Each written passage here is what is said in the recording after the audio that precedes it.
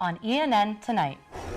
A peek into Elon News Network's exclusive interview with Pulitzer Prize-winning journalist Jodi Kantor. All you need to know about Elon athletic teams as they wrap up the spring season. And all the ways Elon is celebrating the end of the academic year. Those stories and more. ENN Tonight starts now.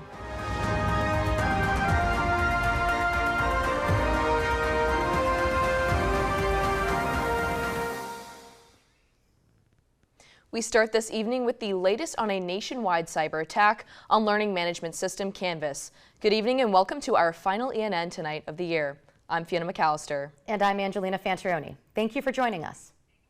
Canvas is now back online following a cyber attack late last week. Elon is in the middle of a transition from Moodle to Canvas. The hacking group says that it accessed data from more than 275 million people across almost 9,000 schools.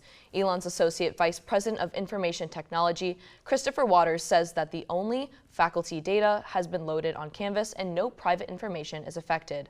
Canvas is now back online for faculty and staff. New York Times investigative journalist Jodi Kantor, known for exposing abuse by producer Harvey Weinstein, spoke to the Elon law community in Greensboro. ENN Special Events Coordinator Megan Walsh sat down with her before the event to learn more about her recent Supreme Court investigation and new book, How to Start.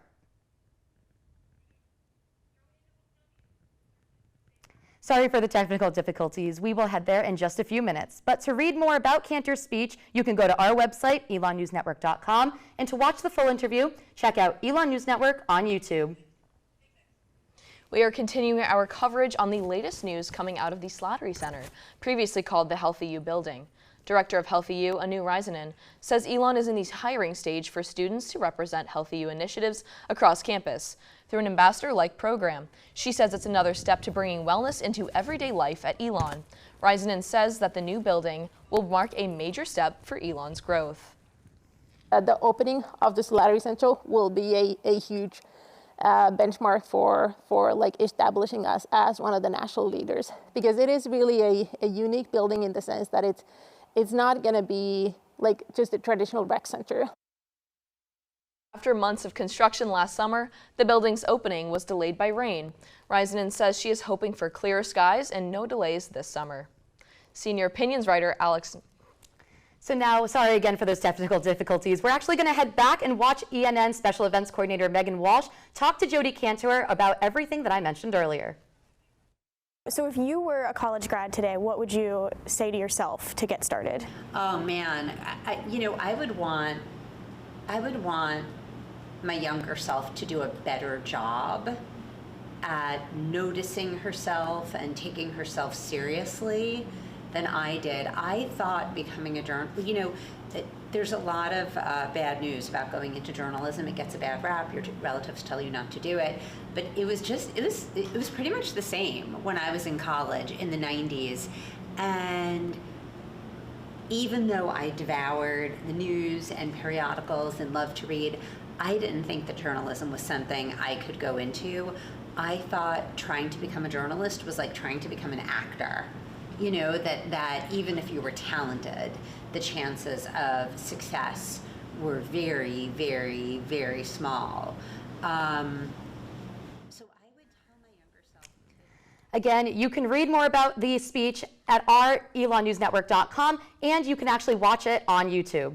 And now our senior opinions writer Alex Nettles is in the virtual studio with his opinion on the latest Phoenix 5-day forecast of the year. Alex, how's the weather this week? Thanks, y'all. Thankfully, finals week is looking warm and sunny. Now for your Phoenix 5-day forecast.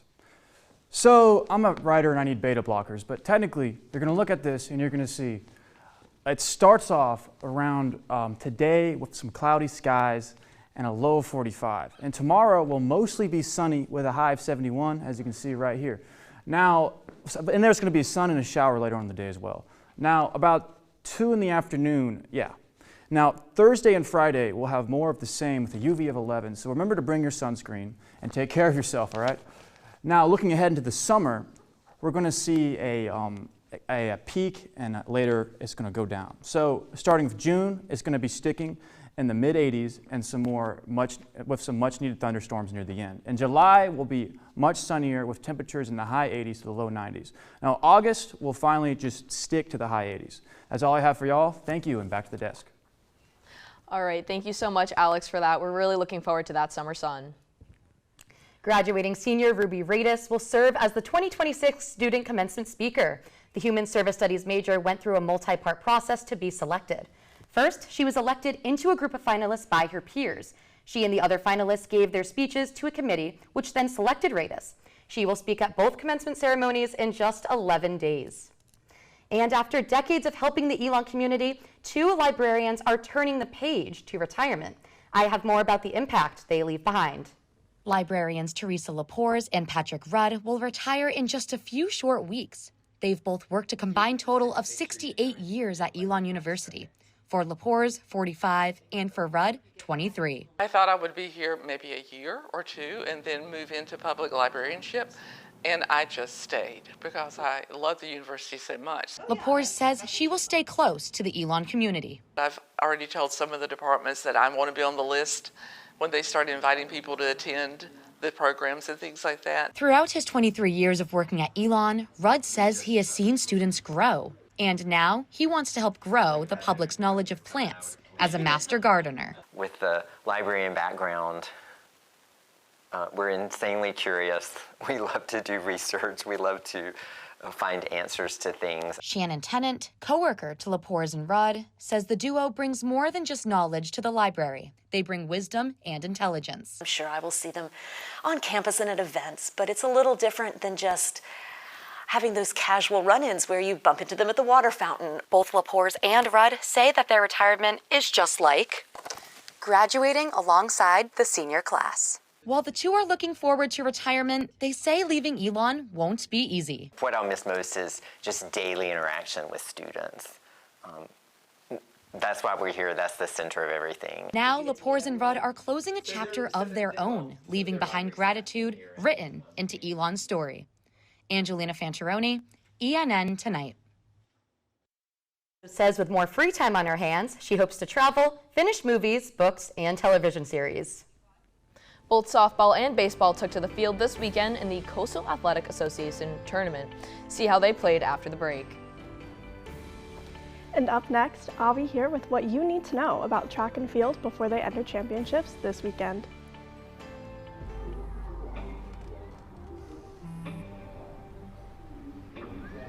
I don't know why you're so sad. You've got a roof over your head. You gotta stop with that depression stuff.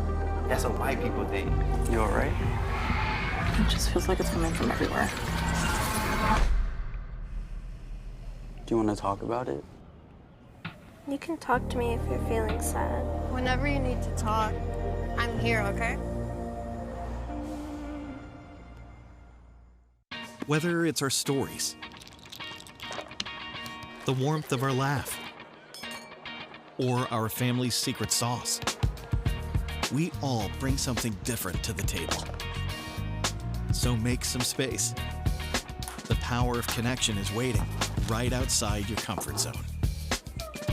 Learn how you can help strengthen your community at belongingbeginswithus.org/teamup.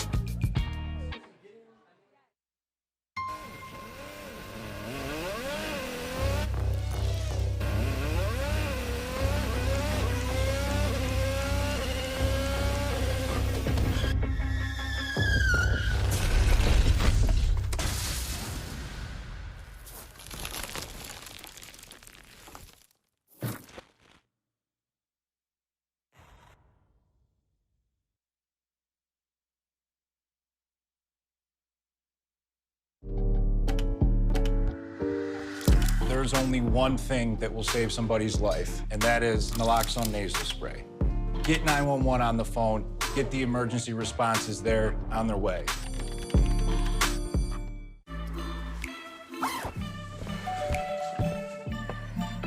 Yo, camping buddy. Okay, you guys ready? Dude, I thought you were driving. I thought you were driving. Oh, I never said I was driving. I definitely can't drive. Okay. If you're high, just don't drive. It's illegal everywhere. If you feel different, you drive different. Hate is loud, but love is the majority.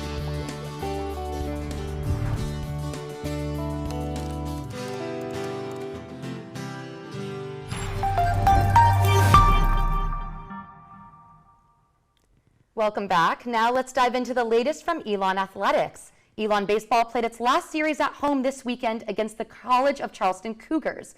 After a 1-run loss on Friday and an 8-0 shutout on Saturday, the Phoenix were playing to avoid a Senior Day Series sweep on Sunday.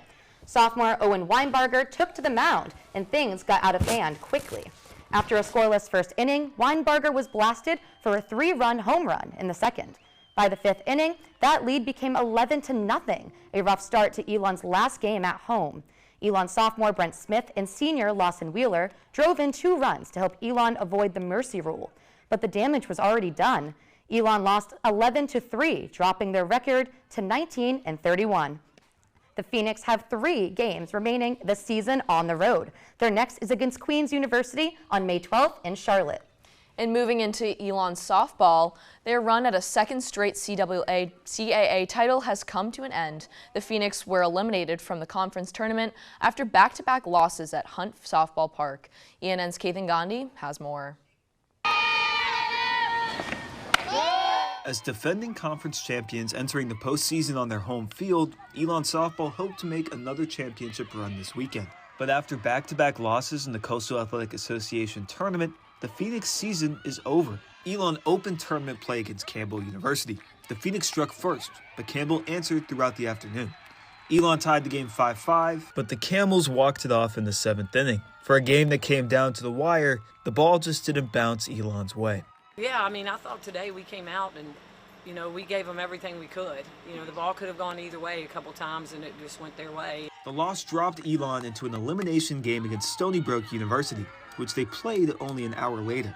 The Seawolves blasted Elon early for an opening 3-0 lead. The Phoenix did their best to battle back, tying the game 3-3 in the 5th. But an Elon collapse later meant the Phoenix ultimately lost 5-3 in a winner-go-home game. Despite being eliminated, head coach Kathy Bocock said it was one of her favorite seasons as Elon's head coach. And I'm so proud of them, and I want them to keep moving forward in life. And those who are graduating and our grad students, they're going to do good things in their lifetime. Bocock said that after losing 5 seniors, the team next year will be younger, but not inexperienced. Kathan Gandhi, ENN Tonight. The tournament ended on Saturday, and Elon Athletics now turns its attention to the next CAA championship on campus, which will be the Track and Field Championships held this week.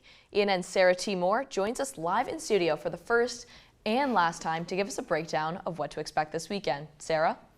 Thanks, Fiona.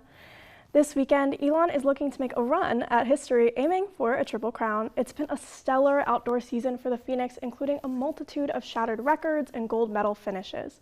So let's look back at some key moments from the season. Runner Jenna Gilman once again broke the school's 800-meter record, this time at the Duke Twilight Tournament.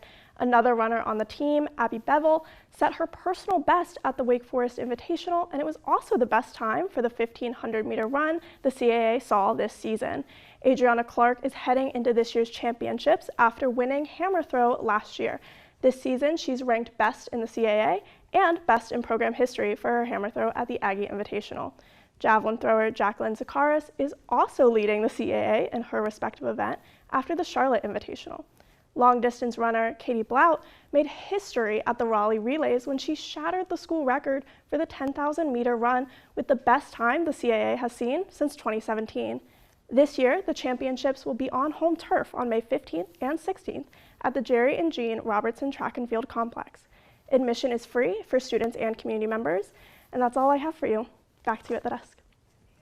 After the break, see how student groups on campus are celebrating seniors.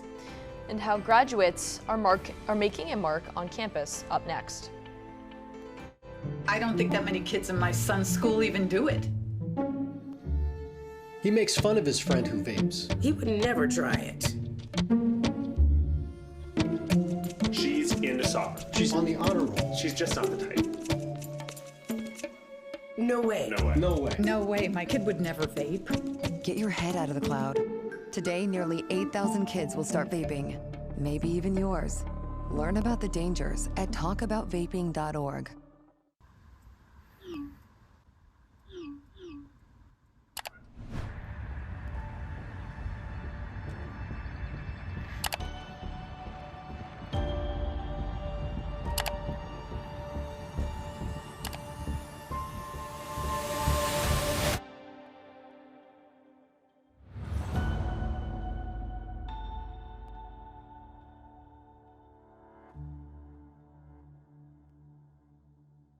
Even more than I wanted a gold medal, I wanted a heart of gold, like the mentors who were my balance beams refusing to let me down, and the coaches who spoke out to anything out of bounds, heroes who never stood on podiums, but stood up for me.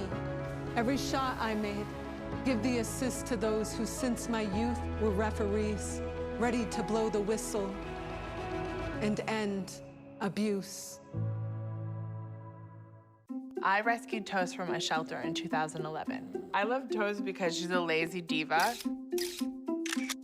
Toast does whatever she wants, obviously. She's sleeping right now. She's an epic snuggler. She's so comforting. She's so loving. Toast makes me laugh. When I walked into the shelter, I knew right then that she was special.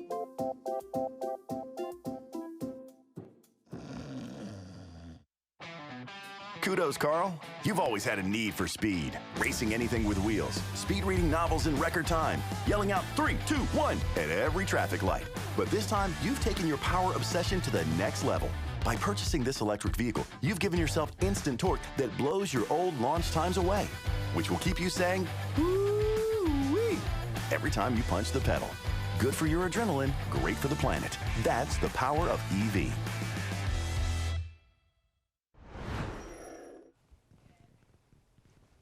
Elon University celebrated LGBTQIA graduates with a ceremony honoring community, visibility, and inclusion.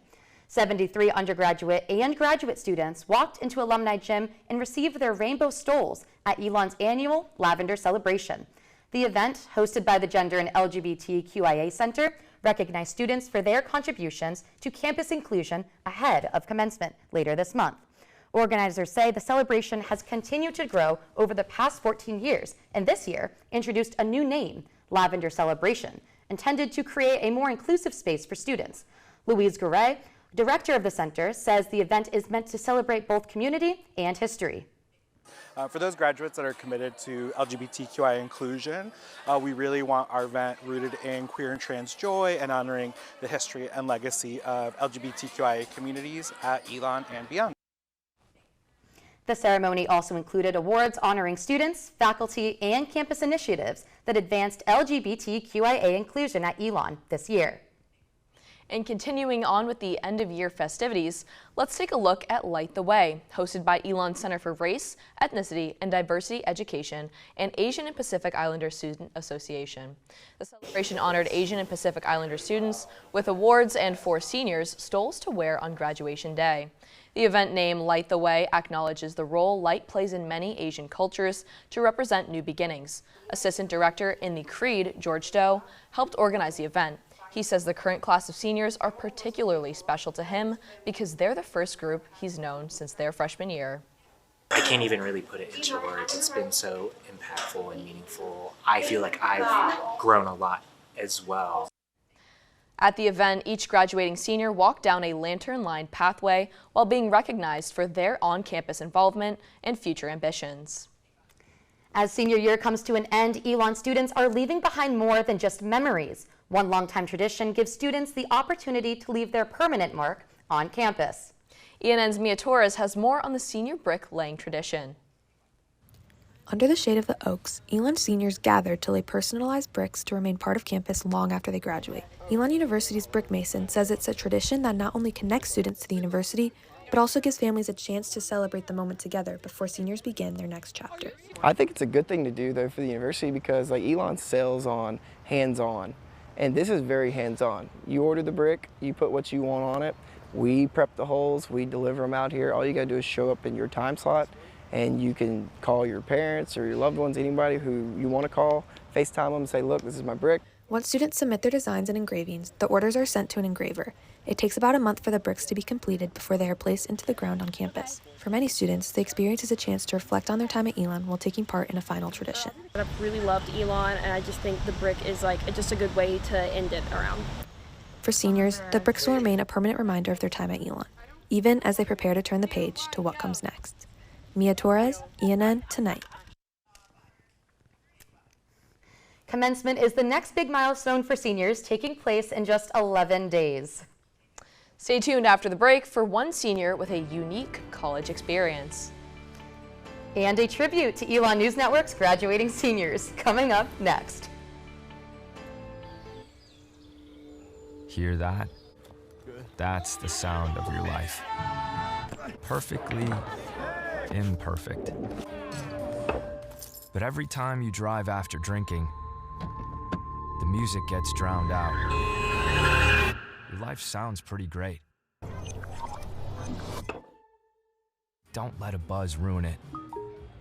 Buzzed driving is drunk driving. Don't drive buzzed. In 4 days. There was an old woman who lived in a shoe. She had so many children. She didn't know what to do.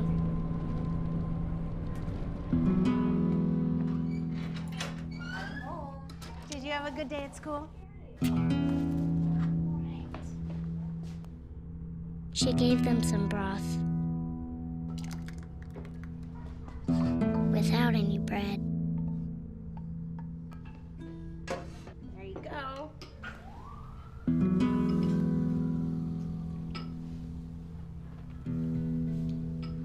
And kissed them all soundly.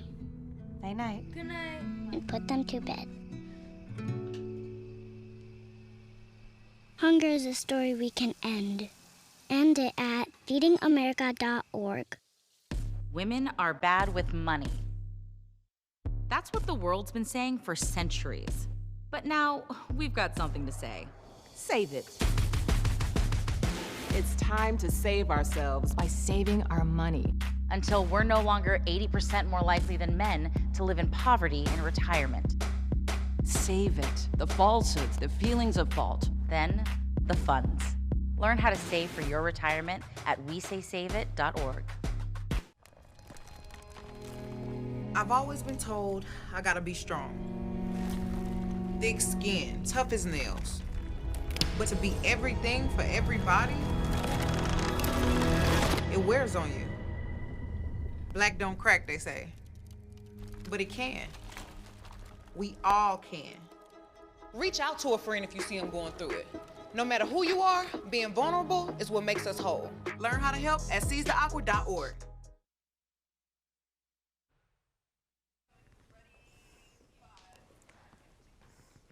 Sorry, quick costume change.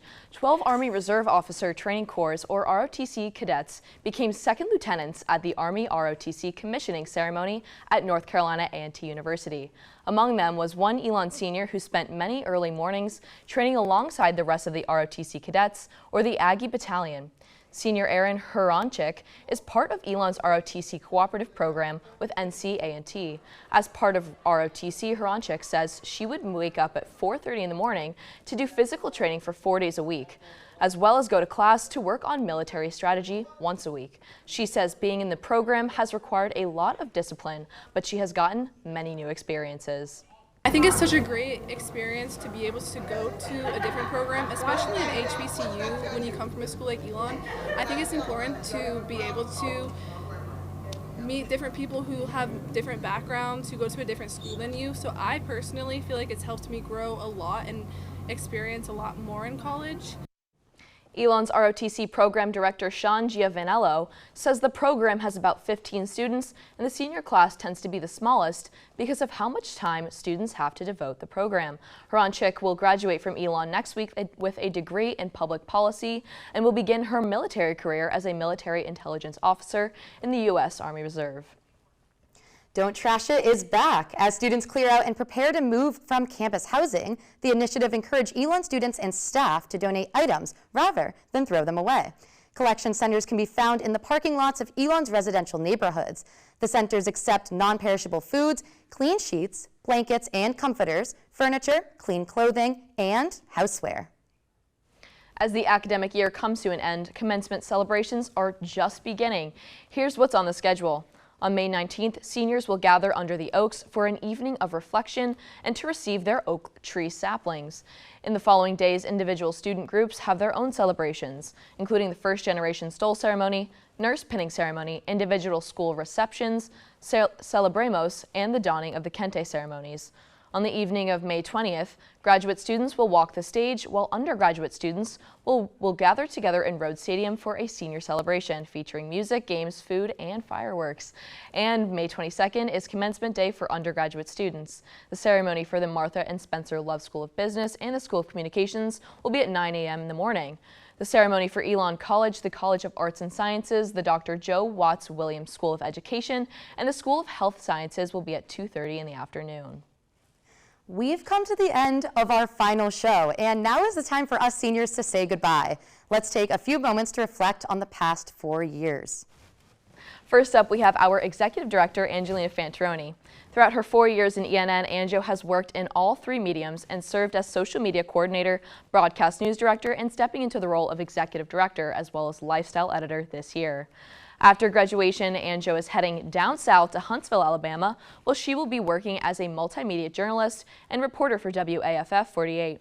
Her advice for future ENN members is do everything in ENN. Meet everyone, attend every conference, and sign up for recruiter visits because it will help you in the long run. She also says to consider ENN your family. They will be there for you in some of your best and worst memories and will truly be the people to fall back on. Fiona McAllister has spent the last year serving as the broadcast news director. She's been a member of this organization since her freshman year and has contributed to the organization in many forms, including as an anchor, producing ENN on air, and executive producing. After graduation, she's moving back to her hometown of New York City for a fellowship. Her advice to future members is try everything. The more you learn, the better you look for future employers. Elon News Network has the resources to help you do so. The future of journalism is up to us, especially in this ever-changing society.